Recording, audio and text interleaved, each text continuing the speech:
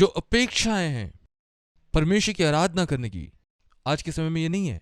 इस आधुनिक संसार में हाँ, हर कोई अपने जीवन में है। मैंने एक कार्टून देखा, अगर मैं आपके लिए चला पाता।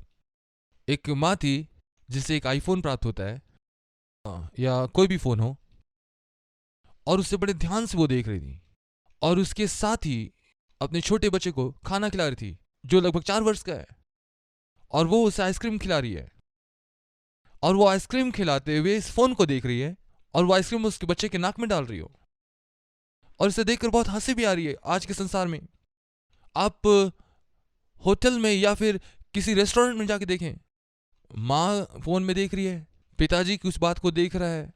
हाँ, ये सब धन्यवादी होना है। हाँ, धन्यवाद का जो प्रकटीकरण है वह व्यक्तिगत कारणों से होता है और राष्ट्रीय स्वतंत्रता से होती है। परमेश्वर जब कोरोना चला जाएगा, क्या आप धन्यवादी होंगे? मुझे नहीं लगता ऐसा। आप भूल जाएंगे, आप फिर कुछ और समस्याओं में उलझ जाएंगे। यदि आप एक कड़वे व्यक्ति हैं, आप जरूर कुछ अन्य बातों को ढूंढ रहे होंगे और आपकी स्थिति दयनीय होगी। आप अपनी दयनीय अवस्था से प्रेम करने लगे। आज ये कोरोना है, कल कुछ और होगा। फिर आप ढूंढ रहे हैं कहां मेरी स्थिति दयनीय होगी। आप कहते तो कि आप दयनीय नहीं होना चाहते, परंतु आपको वो दयनीय स्थिति पसंद है। हाँ, आपको अपनी दयनीय स्थिति पसंद है। जब कभी लोग ऐसा सुनते हैं, उनका हृदय उसी ओर चला जाता है। परमेश्वर अपने वाचा को पूरा करने में विश्वास योग्य है। हाँ, परमेश्वर अपने वाचा के प्रति विश्वास योग्य है। वे लोग परमेश्वर का धन्यवाद कर रहे हैं पापों की क्षमा के लिए। क्या आप परमेश्वर का धन्यवाद करते हैं कि उसने आपके पापों को क्षमा कर दिया? हाँ, ओह, वो बातें तो चली गई है। क्यों मुझे उस परमेश्वर को धन्यवाद देने की आवश्यकता? वो तो सिंहासन पर बैठा है। नहीं नहीं नहीं नहीं नहीं। जब आप अपने पापों के खातिर उसके प्रति धन्यवादी हैं कि उसने आपको क्षमा किया, तब आप उसी पाप को नहीं दोहराते हैं, क्योंकि आपका हृदय धन्यवाद से भरा है कि परमेश्वर ने उस आदत को आपसे निकाल दिया। परमेश्वर ने कि ये आपके लिए इतना महत्वपूर्ण है कि आप इसके बगैर नहीं बढ़ सकते। आज के ऐसे लोग, कई जवान लोग जो अपने फोन से चिपके होते हैं, उसकी आंखें जा रही है। जवान लोग इन दिनों में आईपैड के दीवाने हो गए। जो कुछ भी यंत्र उनके पास है, वे संपूर्ण रीति से, और वे इस बात को कहते हैं कि इन दिनों में वो ज्यादा ध्यान नहीं दे पाते कक्षाओं में। वे लोग अपने पढ़ाई में ध्यान नहीं दे पाते क्योंकि बहुत सारी सूचनाओं को हासिल करने के कारण वे उसे टिका नहीं पाए। रंगों के बारे, अलग अलग आकर्षण के बारे, और ये क्लास धूमिल होता जाता, बोरिंग हो जाता। हाँ, सीखने का स्थान नहीं होता। हाँ, वे उन बातों को पसंद करते, छोटी बातें इधर उधर भागने में। हाँ, और अब देखिए वो हल्ला करते हैं जो आपको आकर्षित करती है, रंग आकर्षित करता। और इसलिए अधिकांश लोग किसी न किसी बात का आदी है, जैसे सोशल मीडिया के। हाँ, आज के दिन में सोशल मीडिया के आदी हो गए हैं, लेकिन परमेश्वर का धन्यवाद नहीं दे रहे। ये सभी मसीहों की जीवन शैली होनी चाहिए कि हर एक मसीही को परमेश्वर का धन्यवाद देना चाहिए बिना रुके। तब शैतान वहां हार जाएगा और वो चला जाएगा, भाग जाएगा। आप धन्यवाद देना क्यों नहीं आरंभ करते उन सारी भलाई के लिए जो उसने आपके जीवन में किए? आशीषों को आप गिने नाम बना में करके, और इससे आप आश्चर्यचकित होंगे कितने सारे कार्य परमेश्वर ने किए। हाँ, आप परमेश्वर से शिकायत कर रहे हैं। आपकी दयनीय स्थिति और आपके विरोध का कोई सीमा नहीं, वो आपके जीवन में भरा पड़ा है, और अचानक से प्रेशर कुकर के समान सब कुछ बाहर निकल पड़ता है। कई दफा प्रेशर कुकर के वाल्व बस्ट हो जाते हैं। ओ, परमेश्वर ने मना किया, कोई तुम्हारे निकट नहीं आ सकता। ओ, उसे अकेला छोड़ दो, उस व्यक्ति को अकेला छोड़ दो, और वो आक्रामक हो जाएगा यदि आप उसके पास जाएं, क्योंकि वो विरोधी हो गया है। हाँ? बच्चे पिता के पास से भाग जाते हैं, बच्चे माँ के पास से भाग जाते हैं जब माँ क्रोधित होती है। जब पुरुष क्रोधित होता है तो पत्नी उसके पास से चली जाती है। हाँ? क्योंकि वो क्रोध, वो विरोध, क्योंकि वो आज के लिए नहीं, आपके पुराने सारी बातें आपके ऊपर उंडेल दी गई है और तब आप नियंत्रण खो देते हैं। लेकिन वही एक धन्यवादी हृदय आपको एक अन्य हृदय का बना देगा। हाँ? धन्यवाद देना आरंभ करें। आरंभ की कलीसिया के लोग यीशु के चंगाई के लिए धन्यवाद करते थे। लूका 17:16 यीशु के छुटकारे के लिए विश्वासी को पापों से छुटकारा दिया। रोमी 6 अध्याय 17 से 18 वचन क्या पढ़ सकते कृपया? रोमी 6 17 से 18 वचन। हाँ, तुम पाप के दासत्व से छुड़ाए गए हो, इसलिए हम परमेश्वर का धन्यवाद करते हैं। क्या परमेश्वर की स्तुति करते हैं कि उसने आपको पुराने जीवन से बाहर निकाला? क्या आप खुश हैं कि आपके पास एक अच्छा जीवन है? आज आप एक अच्छे स्थान में हैं, आप एक मसीही स्थान में हैं। क्या आप आनंदित हैं? आप वहां हैं जहां लोग आपसे प्रेम करते हैं। हाँ? हाँ? आप कुड़कुड़ा रहे हैं। आप जाकर के आज संसार को देख लीजिए। पिछले दिन मैं फार्म हाउस गया था और वहां से एक व्यक्ति दौड़कर मेरे पास आता है और वो दरबान था जो वहां काम के लिए रखा गया। पिछले 7 महीने से उसे वेतन नहीं मिला। 7 महीने से उसे वेतन नहीं मिला है। मुझे बहुत बुरा लगा। मैंने उसे कुछ पैसे दिए और चावल वगैरह दे करके वापस आया। मुझे उस व्यक्ति के लिए बहुत बुरा लगा कि उस व्यक्ति के लिए जिसने उसे काम पर में रखा वो खुद तो भोजन खा रहा है लेकिन इसे दे नहीं रहा है। भयानक बात। और फिर जब वो आया और वो उदास होकर के नहीं मिला, बड़ी खुशी से मुझसे मुलाकात किया। आप कैसे हैं? वो मुस्कुरा रहा था। वो अपना मुंह लटकाया हुआ नहीं था। मेरे घर में कुछ लोग हाँ ऐसे हैं जो हमेशा हमेशा अपना मुंह लटकाया रहेगा लंबा। हाँ, इस प्रकार से चेहरा लटकाया रहेगा। हाँ, उससे आनंदित होना चाहिए इस घर के भीतर, क्योंकि इस घर के अंदर वे आपको प्रेम करते हैं। हाँ? हाँ, मैं परमेश्वर का धन्यवाद करता हूं कि तुम्हारे विश्वास की चर्चा सारे जगत में हो रही है। इसमें जलन नहीं है। आप प्रसिद्ध हो गए। कृपया पढ़ें इसे जोर से। पहले मैं तुम सब के लिए यीशु मसीह के द्वारा अपने परमेश्वर का धन्यवाद करता हूं कि तुम्हारे विश्वास की चर्चा सारे जगत में हो रही है। हाँ, आज अगवे लोग भी ईर्ष्या कर रहे हैं। ओ, वो लोगों द्वारा जाना जा रहा है। वो कैसे इतना प्रसिद्ध हो सकता है? और इसलिए वे लोगों को नीचा दिखाते हैं। मुझे लोगों को ऊंचा उठाना अच्छा लगता है, इसलिए कहता हूं हमारी संस्था इस प्रकार नहीं है, ये तो इस प्रकार की है। मैं लोगों को ऊंचा उठाने के लिए गर्व करता हूं, क्योंकि इसी बात के लिए मुझे बुलाया भी गया है। ठीक है, दूसरा मुख्य बिंदु अपने आ, आ, अभी 12 बजे, 12:30 बजे तक मैं कहूँगा मेरी पत्नी और मेरी बेटी चेहरे बना रहे हैं जो मुझे पसंद नहीं। ठीक है, लेकिन इसके बावजूद भी मैं परमेश्वर पिता का धन्यवाद करता हूं। परमेश्वर की स्तुति हो इस बात के लिए। ठीक है, दूसरी बात, वास्तविक हो। आप अपने आप में वास्तविक बने, अपनी तुलना ना करें। अब देखिए, कोई और छुट्टी ले रहा है और मैं यहां पर बीमार हो रहा हूं। वो व्यक्ति बड़ा खुश नजर आ रहा है, मैं खुश नहीं हूं और बहुत दयनीय बन जाते हैं।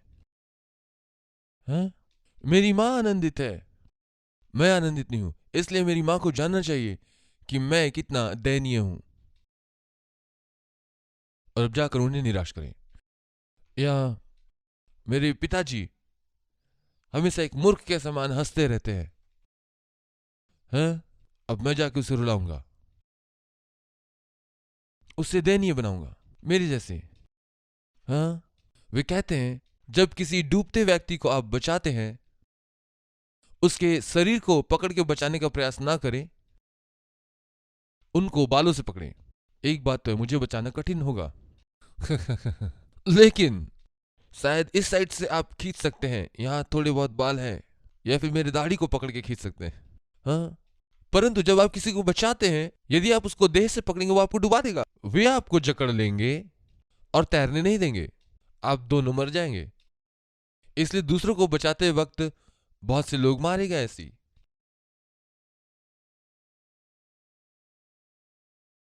दयनीय, हाँ, हमेशा दयनीय स्थिति। कौन सी चीज आपको परेशान कर रही है? परमेश्वर तो भला है। मेरे पीछे आप क्या है? परमेश्वर भला है सर्वदा।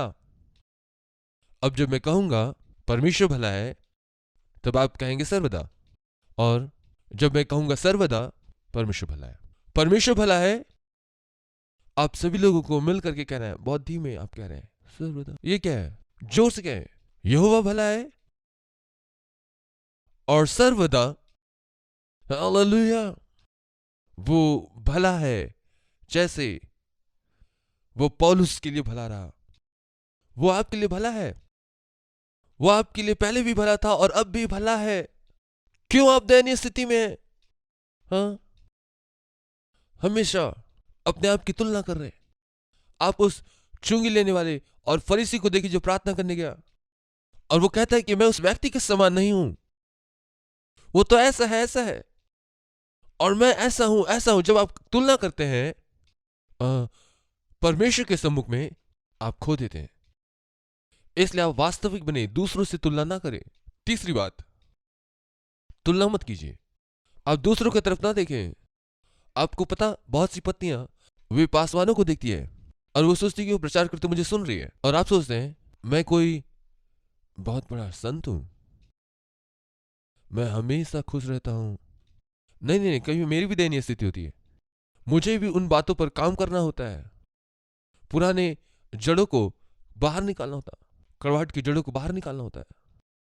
मैं प्रार्थना में समय व्यतीत करता हूं और प्रभु से कहते कि प्रभु, ये कड़वाहट मेरे जीवन से बाहर निकल पाए, क्यों मेरे जीवन में है ये। मेरी पत्नी मुझसे पूछती, एक दिन गाड़ी चलाते हुए मैंने कहा यीशु। जब मैंने ऐसा कहा, वो बोलती क्यों ऐसा चिल्ला रहे हो तुम? क्योंकि मैं उस कड़वाहट को निकालने का प्रयास कर रहा हूं। यीशु, मेरे मन में कड़वाहट है, मैं इसे हटाना चाहता हूं, इसे फेंक दीजिए प्रभु, ये आज का नहीं है, ये कड़वाहट ये पिछले समय से चला रहा है। मैं सोचता था मेरी मां मुझसे प्यार नहीं करती है, इसलिए मेरी पत्नी भी मुझे प्यार नहीं करती। ये मेरी पत्नी से किसी रीति से नहीं जुड़ा हुआ है। हाँ, यदि मुझे लगता है, यदि आपको लगता है कि आपकी मां आपसे प्यार नहीं करती, तो परमेश्वर आपकी पत्नी के साथ इस संबंध में क्या करेगा? आपकी भावनाएं हमेशा मिश्रित होती रहती है। कोई मेरी चिंता नहीं करता क्योंकि मेरी मां मेरी चिंता नहीं करती। क्या गड़बड़ी है आपके साथ? हाँ, परमेश्वर ने आपको उस स्थान पर रखा है जहां आपका देखभाल हो। आपसे ज्यादा वे लोग आपसे प्यार करें। जिस प्रकार से प्रेम करते हैं, वे आपसे उतना प्रेम करते हैं जितना आप खुद भी नहीं करते। और आप एक ऐसे स्थान में हैं और इसके बाद भी आप दयनीय हो जाते हैं, कहते हैं कोई मुझसे प्यार नहीं करता। तब आप उनके हाथों में एक कठपुतली बन जाते हैं जो आपको इस्तेमाल करना चाहते हैं। हाँ, और तीसरी बात को देखेंगे, पदवी पाने की होड़ को छोड़ दें। ये पदवी, मैं इसके लायक हूं, मुझे कुछ बड़ा मिलना चाहिए। मैं तेलुगु में कह रहा हूं, मैं तेलुगु बात करने का कोशिश कर रहा हूं, मेरी टूटी फूटी तेलुगु, शायद कोई लोग तेलुगु समझ लें। ये मेरे साथ में क्यों नहीं हुआ? क्या मैं इसके लायक नहीं? मैं तो परमेश्वर के साथ चल रहा हूं, मुझे क्यों ये होना चाहिए? पदवी पाने की होड़ खत्म होने पाए। मैं एक पापी हूं, किसी योग्य नहीं। परमेश्वर ने मुझे ये सब कुछ दिया है। रोमी 8:28। और हम जानते हैं कि जो लोग परमेश्वर से प्रेम रखते हैं, उनके लिए सब बातें मिलकर भलाई को उत्पन्न करती है, अर्थात जो उनकी इच्छा के अनुसार बुलाए गए हैं। आप इस काबिल नहीं थे, परंतु लेकिन परमेश्वर ने उसे भलाई में परिणत किया। आपके जीवन की बुरी घटनाएं और अच्छी घटनाएं, उसके बीच परमेश्वर कार्य करता है, और अंत में आपके लिए भला ही होगा। आपकी आत्मा के लिए भला, आपके जीवन के लिए भला होगा, आपके भविष्य के लिए भला होगा। आज आपके जीवन में क्या हो रहा है, परमेश्वर उसमें कार्य कर रहा है, वो इसको बेहतर बना रहा है। जब लोग आपकी हानि करने का प्रयास करेंगे, ये आपके लिए और बेहतर हो जाएगा, क्योंकि परमेश्वर उस दयनीय स्थान का भी इस्तेमाल आपको मसीह में एक बेहतर इंसान बनाने के लिए करेगा, परमेश्वर की अद्भुत संतान। चौथी बात, इस बात को जाने कि आपको सब बातें जानने की आवश्यकता नहीं है। ये एक अन्य बात है। इस बात को जान लीजिए कि आपको सब बातें जानने की आवश्यकता नहीं है। अब देखिए, परमेश्वर ने हम में से कुछ लोगों को भविष्यवाणी का दान दिया है, लेकिन सब कुछ जानने का अधिकार नहीं दिया। हमारी भविष्यवाणी भी सीमित है। हम अलग अलग भागों में भविष्यवाणी करते हैं, और इसलिए आप भविष्यवक्ताओं के साथ हमेशा कुछ ना कुछ समस्याओं में पड़ जाते हैं। वे कहते हैं कि बीजेपी नहीं आएगी, और वे फुल पिट से हर जगह में यही भविष्यवाणी करते हैं, बीजेपी आ जाती है। अयो, क्या परमेश्वर ने गलती की? क्या उस भविष्यवक्ता ने गलती की? हाँ, उसने किया, क्योंकि भविष्यवक्ता पूर्ण सिद्ध नहीं है, वे गलतियां करते हैं। इस बात को आप समझ ले। 3 बातें भविष्यवक्ताओं के द्वारा से हो सकती है। पहली बात, परमेश्वर बातें कर सकता है। भविष्यवाणी का वरदान है, परमेश्वर बातें कर सकता है, लेकिन भविष्यवाणी का मतलब भविष्य बताना नहीं है। इस बात को भूल जाएं। वह तोता लिया हुआ इंसान, वो खुद अपना भविष्य नहीं जानता, वो तो खुद सड़क किनारे है, वहां पर बैठ करके उसको खुद अपना भविष्य नहीं मालूम, लेकिन आप उसे पैसे देते हैं, और तोता जा करके कोई भी एक कार्ड उठा लाता है, शायद उसे सिखाएगा कि कैसे करना है, उसे सिखा जाते है कैसे उठाना है, और उठा करके देता है, फिर पढ़ते हैं। कुछ भी वहां पर एक तस्वीर होती है, और वो जो मन में आएगा पढ़ता है, और आप सोचते हैं आपका भविष्य उस तोते के चिट पर है। और इस प्रकार के भविष्यवक्ता चारों ओर घूम रहे हैं, आपसे पैसे ले रहे हैं, वे झूठ बोल रहे हैं, वे बस अनुमान लगा रहे हैं। कोई भी आपके भविष्य को नहीं जानता है सिवाय परमेश्वर के। हाँ? सिर्फ परमेश्वर आपके भविष्य को जानता है। परमेश्वर ने यह अधिकार किसी को नहीं दिया आपके भविष्य को जाने या फिर आपकी नियति को तैयार करे। परमेश्वर ने पहले से आपकी नियति तय कर रखी है। परमेश्वर आपको पृथ्वी के नेव रखे जाने से पहले से जानता है। आपके माता के गर्भ से आपको जानता है, जब आप वहां रचे जा रहे थे, और जब आपका जन्म हुआ, आपके विषय में सारी बातों को जानता है, जो भी कि आप खुद नहीं जानते, वो सब कुछ जानता है। और इसलिए सब कुछ जानने का प्रयास बंद कर दीजिए। हाँ, आप ये जानना चाहते हैं, आप वो जानना चाहते हैं। छोटे बच्चे खासकर वो अपने माता पिता के बारे सब कुछ जानना चाहते हैं। हाँ, वे असुरक्षित महसूस करते हैं यदि मम्मी पापा कमरे में हैं। वे जानना चाहते हैं कि क्या हो रहा है अंदर। हाँ, वे बड़े धीरे से आएंगे। मम्मा, क्या आपने मम्मा को देखा? दरवाजा खोलिए, खोलिए, क्योंकि वो आपको पकड़ना चाहते हैं। मम्मी पापा अंदर लड़ रहे हैं या फिर वे प्यार कर रहे हैं एक दूसरे को, लेकिन जो भी हो, वे बच्चे देखना चाहते हैं वे क्या बातें करें। क्या वे मेरे विषय में कर रहे हैं? शायद वे मेरे लिए प्रार्थना कर रहे हैं, और इसलिए वो दरवाजा खोलते हैं, क्योंकि वो सब कुछ जानना चाहते हैं। लेकिन आपको सब कुछ जानने की आवश्यकता नहीं है। मेरे बच्चे लोग हंस रहे हैं क्योंकि वो ऐसा करते हैं, दबांग से दरवाजा खोलते और आ जाते हैं। मैं बुरा नहीं मानता, मैं उनसे प्रेम करता हूं। अब जानते हैं, हम जानते हैं वो कब सोने जाते हैं। हाँ, मेरी बड़ी बेटी, मैं आकर उसे देखता हूं। हाँ, वो कई बार इस बात को ध्यान नहीं देती है कि मैं उसे देख रहा हूं। अब देखिए, वो रात में उठ जाती है अपने मित्र के लिए। अब जानते हैं, इन दिनों में ये सोशल मीडिया में एक साथ फिल्म देख रहे होते। ए, तुम लोग क्या देख रहे हो? फिल्म देख रहे हो क्या? हाँ, मैं और मेरे मित्र हम लोग फिल्म देख रहे हैं एक ही समय में। ये तो पागलपन है।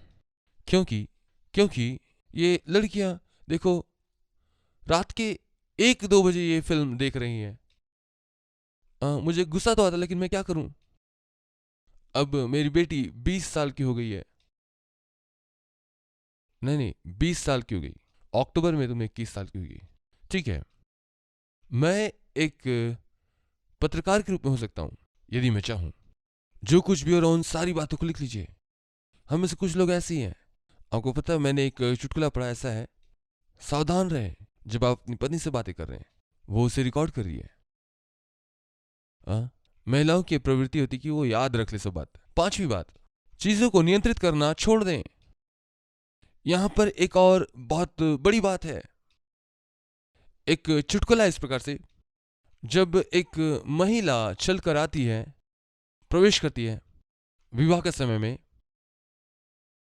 और वो ब्रिटिश तरीके से या फिर इन स्थापित कलीसियाओं में भी ऐसा होता है, जब महिला आरंभ करती चलना उस वेदी की तरफ, वो 3 चीजों को देखती है और अपने आप से कहती है, उस स्थान को, वेदी को और दूल्हे को। स्थान, वेदी, दूल्हा। तमिल में सुनने में उतना अच्छा नहीं लगता है, लेकिन वो स्थान, वो 3 बातों को देखती है, स्थान, वेदी और उस पुरुष को। और यही महिलाएं करती है। वो हर चीज को पूर्णतः बदलना चाहती है।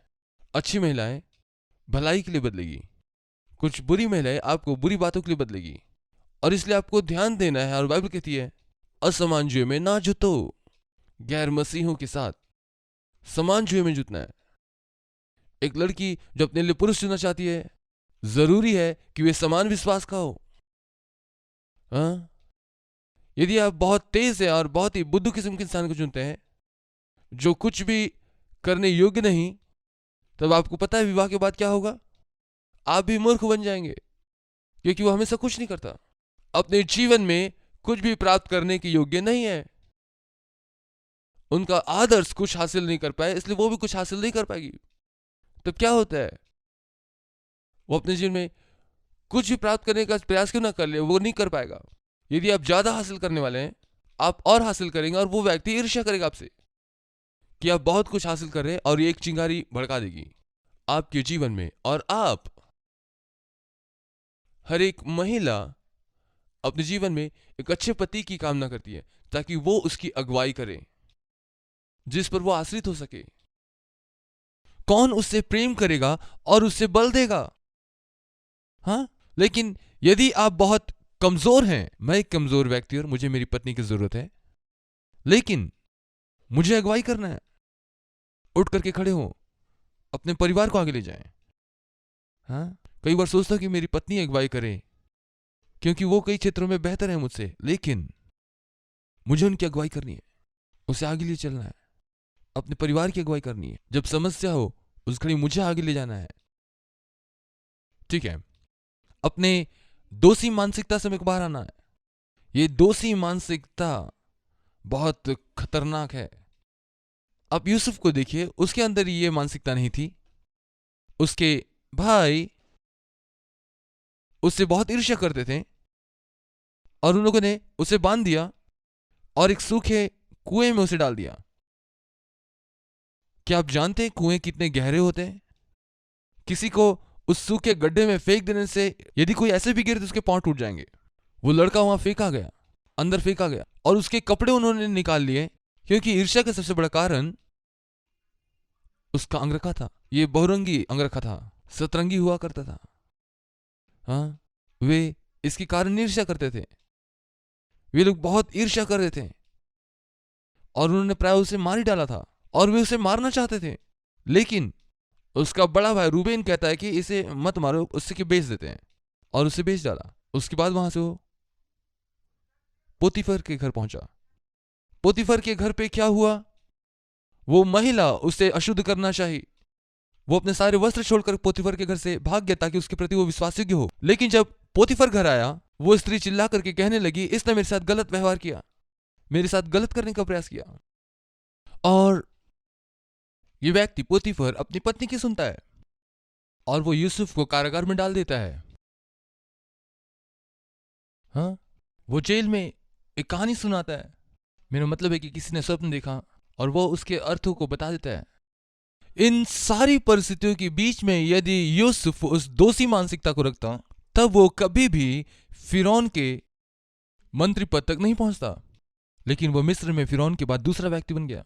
आपको पता है जो वक्तव्य उसने अपने भाई से कहा, जो तुमने मेरी हानि के लिए किया, परमेश्वर ने उसे भलाई में बदल दिया, ताकि मैं दुनिया को बचाने वाला औजार बन जाऊं। इसलिए इस प्रकार की मानसिकता ना रखें, दोषी मानसिकता। हमेशा आप इस बात का इंतजार करें चीजों को पूरा होने के लिए।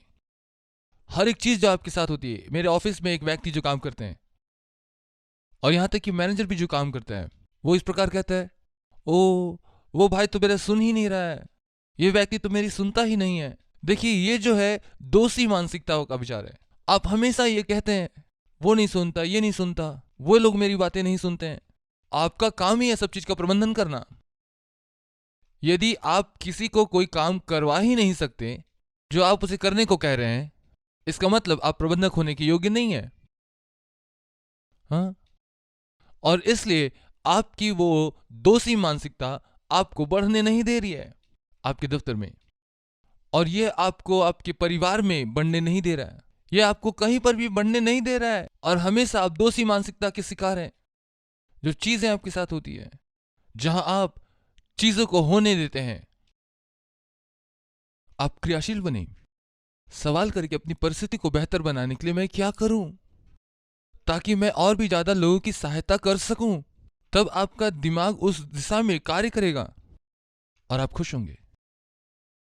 उस मानसिकता को हटाएं। 7वीं बात, आप सहयोग करने वालों को ढूंढिए। जब कभी कोई समस्या होती है, आप देखें आपके चारों ओर सहयोग करने वाले होंगे। जब कभी कहीं मैं आग जलते हुए देखता हूं, क्या होता है कि कोई तो है वहां पे, एक दो होते हैं जो अपनी क्षमता से बढ़ करके वहां पर कार्य करते हैं और आग से बच्चे को निकाल लेता है। यहां तक कि बिल्ली को भी वे भाग करके जाते हैं, कुत्ते हो या बिल्ली हो, यह बच्चा है उससे बचा लेता है। और यह अद्भुत है, जब आप उसे देखेंगे आग के बीच में, आपके जीवन में आपके पास उम्मीद होगा, आप आनंदित होंगे। हर एक परिस्थिति में आप देखना आरंभ कीजिए, ऐसी घटनाओं को आप स्मरण करें। बाढ़ के बीच में, जब बहुत बाढ़ आई हुई है, अब जानते हैं जहां हर तरफ लोग एक दूसरे को बचा रहे हैं, और जब आप टीवी पर देखते हैं इसे, जहां हर तरफ बहुत गड़बड़ी अफरा तफरी है और काफी गड़बड़ी है सब तरफ, वहां आप गौर से देखें कई सहयोगी भी है जो सहायता कर रहे हैं। फिलिपी 4:8 को पढ़ें। निदान हे भाइयों, जो बातें सत्य हैं, जो बातें आदरणीय हैं, जो बातें उचित हैं, और जो बातें पवित्र हैं, और जो बातें सुहावनी हैं, जो बातें मनभावनी हैं, निदान जो सद्गुण और प्रशंसा की बातें हैं, उन्हीं पर ध्यान लगाया करो। ठीक है, आपके विचार ये किन बातों से भरा है? हाँ, आपके विचार किन बातों से भरे पड़े हैं? जब आप मुझे प्रचार करते हुए सुन रहे हैं, आप क्या सोच रहे अपने मन में? आपके मन मस्तिष्क में क्या बातें चल रही हैं? दयनीयता, ये गलत है, वो गलत है। हाँ, आप किन बातों से जा रहे हैं? लेकिन यहां देखिए, ये वचन बहुत ही महत्वपूर्ण वचन है। इस वचन को आप याद कर लिए यदि कर पाए तो। फिलिपी 4:8, जब कभी मैं बहुत मन लगाकर उन बातों की ओर मन लगाता हूं जो सत्य है, आदरणीय है, सही है, पवित्र है, मनभावनी है, प्रशंसा की बातें हैं और प्रशंसा की बातें हैं, तब मैं एक दूसरी दुनिया को देख पाता हूं। तब मैं एक दूसरी दुनिया को देख पाता हूं। हाँ, कड़वाहट समाप्त हो जाती है, यह संसार बदल जाता है। तब मैं अपनी आंखें यीशु पर लगाता हूं। जब मैं इस बात को सोचता बंद कर देता हूं कि कितना दयनीय है संसार, मेरा घर कितना दयनीय है, मेरी पत्नी कितनी दयनीय है, मेरे बच्चे कितने दयनीय स्थिति में है, मेरा पति कितना दयनीय है। विचार करें और यीशु पर ध्यान धरें और ऊंचा विचार रखें। यीशु पर मैं अपनी आंखें बनाए रखूं, वही हमारे विश्वास का सिद्ध करने वाला है, जिसने क्रूस का दुख सहा। हाँ, और वो लज्जित हुआ और अंततः उस असहनीय पीड़ा के ऊपर जय प्राप्त किया, ताकि उसके द्वारा आप और मैं जय प्राप्त कर पाए और हर परिस्थिति में स्थिर रह पाए। अंत में मेरे भाइयों, जो जो बातें सत्य हैं, जो जो बातें आदरणीय हैं, जो जो बातें उचित हैं, जो जो बातें सुहावनी हैं, यदि कोई भी एक गुण हो, और जैसा लिखा है जो जो बातें, उसके विषय सोचें, वैसी बातों के लिए आप ढूंढ ढांड में लगे रहें, उसे खोजें। और जब आप ऐसा करेंगे, आपके हृदय और मन यीशु मसीह में होंगे, कोई भी परिस्थिति क्यों ना हो मेरे प्रिय भाई बहन। हाँ, फिलिपियों 3:1, निदान है मेरे भाइयों, प्रभु में आनंदित रहो। वे ही बातें तुमको बार बार लिखने में मुझे कोई कष्ट नहीं होता है, और इसी में तुम्हारी कुशलता है। प्रभु में आनंदित रहो, सदा आनंदित रहो। मैं फिर से कहता हूं, आनंदित रहो। यही बातें पौलुस यहां कह रहा है। अंततः परमेश्वर के अनंत उद्देश्य के बारे में विचार करें। आप देखिए, अनंत कालिक उद्देश्य परमेश्वर के जो हमसे जुड़े हैं। शैतान इसके विषय में कुछ नहीं कर सकता, संसार के नेतागण इसके विषय में कुछ नहीं कर सकते। परमेश्वर के अनंत कालिक उद्देश्य हमेशा के लिए स्थिर है। वो आने वाले समय में राज्य करने जा रहा है, इस पृथ्वी पर 1000 वर्ष के लिए राज्य करेगा और लोगों को दिखा देगा कि परमेश्वर द्वारा राज्य करना क्या होता है। और हम सभी लोग उसी ओर बढ़ रहे हैं। आप और मैं नए जन्म पाए हुए हैं और उस ओर आगे बढ़ रहे हैं। हम परमेश्वर के राज्य की ओर आगे बढ़ रहे हैं इस पृथ्वी पर, और फिर स्वर्ग में अनंत काल के लिए। और यही परमेश्वर का उद्देश्य है। आप क्यों हैं? ये सारे उतार चढ़ाव, ये कोरोना, बाढ़, सुनामी, ये सारी चीजें, अंत में इसका कोई मायने नहीं होगा। यदि मैं आज के दिन मर भी जाऊं, ये भी कोई मायने नहीं होगा। अंत में बहुत सारे लोग डरे हुए हैं कि कहीं उसे कोरोना ना हो जाए। मैं धन्यवाद करता हूं कि मेरी पत्नी हमारे साथ सख्त है। हमारे घर में हमेशा वो कहती है सब कुछ साफ होना चाहिए, अगर हम लोग बाहर गए तो आकर के नहाना जरूरी है। ये अच्छा है, वो एक डॉक्टर है। लेकिन ये भय जिसने घर को जकड़ रखा है, भय जिसने पासवानों को जकड़ रखा है। पासवान लोग बहुत डरे हुए हैं, हाँ, क्योंकि वे गलत प्रचार कर रहे हैं। उन्होंने कहा यदि आपका पर्याप्त विश्वास होता आप कभी बीमार नहीं होंगे। लेकिन बहुत सारे लोग आज बीमार हैं। कल्पना कीजिए, बहुत सारे पासवान लोग मर गए, इसलिए वो भयभीत हैं। लेकिन चिंता ना करें, परमेश्वर के उस अनंत उद्देश्य में आप क्षणिक चीजों के विषय में सोच रहे हैं। आप अनंत वस्तुओं के विषय में सोचें, और तब आप देखेंगे उसमें मायने होंगे।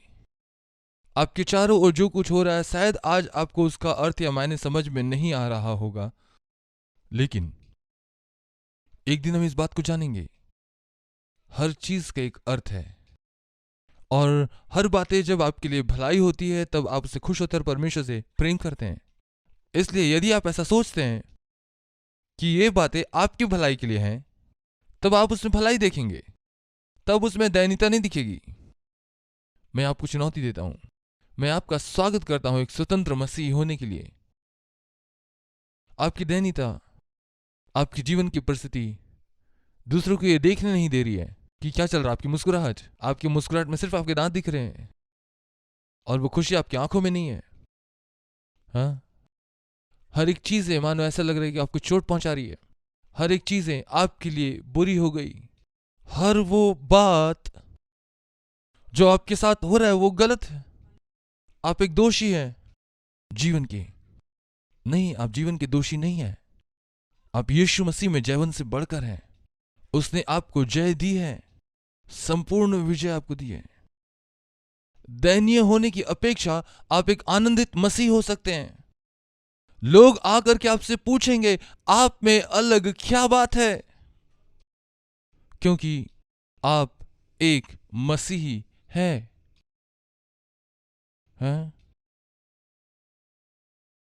मेरे मित्रों, मैं आपको आशीष देता हूं। ये सप्ताह आपके लिए आशीषमय हो। एक मसीही बने। देखिए, उन भली बातों को देखिए जो परमेश्वर आपके जीवन में कर रहा है। अपने जीवन में दयनीय होना बंद कीजिए। आप जो बोझ उठा करके चल रहे हैं उसे लेकर क्रूस पर डाल दें। हाँ? हे सब परिश्रम करने वालों और बोझ से दबे लोगों, मेरे पास आओ, मैं तुम्हें विश्राम दूंगा। मुझसे सीखो, मैं दीन हूं। हाँ? फिर तुम मेरा जुआ उठाओ और मुझसे सीखो।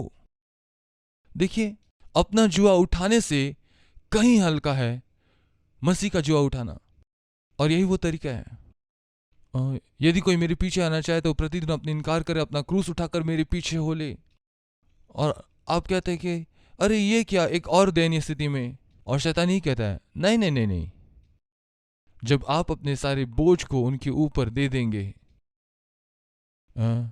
क्रूस आपके लिए हल्का हो जाए, क्योंकि जो उस क्रूस के उठाए हुए वो आप नहीं है, उसने आपको उठा करके रखा है। हालेलुया! उसने तो आपको उठाया है परमेश्वर से। यीशु के नाम में मैं प्रार्थना करता प्रभु, जिस वचन को सुन रहे उसे आप स्वतंत्रता देंगे बंधनों से, दयनीयता के भावना से आजादी दे और आनंद दे।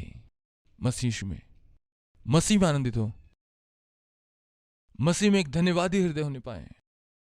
इन्हें बदल दीजिए प्रभु, शैतान इन पर इस रीति से आक्रमण ना करने पाए। यीशु के नाम से इन्हें आजाद करें।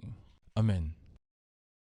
परमेश्वर पिता का प्रेम, प्रभु यीशु का अनुग्रह और पवित्र आत्मा की अनंतकालीन सहभागिता सर्वदा बनी रहे, अब से लेकर सदा तक।